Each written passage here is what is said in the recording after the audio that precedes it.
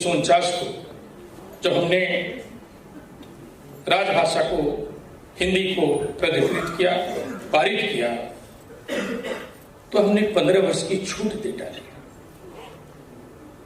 कि भी कई वक्ता बोल रहे थे कि हिंदी समृद्ध होगी तो लगेगी। कब तक समृद्ध होगी हिंदी? क्या 77 साल कम नहीं होते?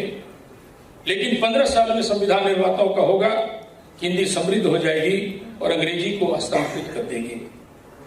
लेकिन हमने 1965 में हिंदी लागू हो जानी चाहिए, उससे पहले हमने 1963 में एक संसदीय संकल्प पारित किया, जो भी तत्कालीन गृह मंत्री हिंदी के प्रबल समर्थक लाल बहादुर शास्त्री जी द्वारा पास करवाया गया। उसमें धारा 3(3) का निर्माण हुआ।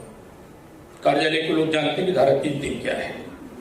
हम लोग भी कभी कार्यालय में जाते तो पूछते कि धारा 3(3) का पालन करते कि नहीं करते, कितना करते। लेकिन मैंने जब सूक्ष्मता से उसका अध्ययन किया, ये धारा 3(3) है क्या, तो मुझे लगा कि धारा 3(3) हिंदी के प्रति बहुत ही सुनियोजित ढंग से एक षड्यंत्र रचा गया है कि जब तक ये धारा 3(3) रहेगा अंग्रेजी कभी हट ही नहीं सकती।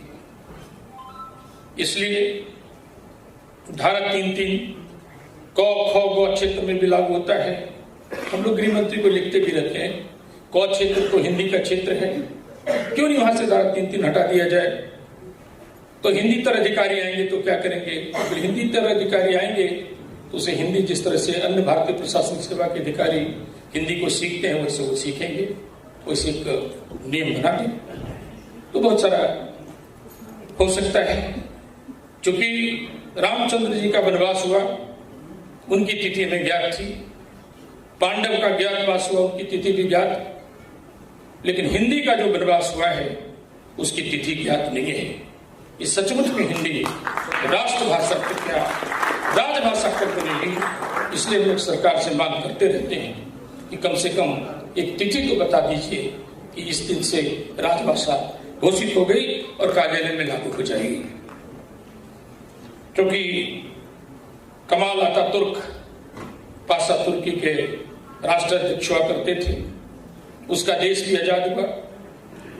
हम लोगों ने 15 वर्ष की छूट दी, उन्हें भी सलाह दिया गया कि तरक्की कब लग जाएगी, तो सबने कहा इतने साल में लगेगा।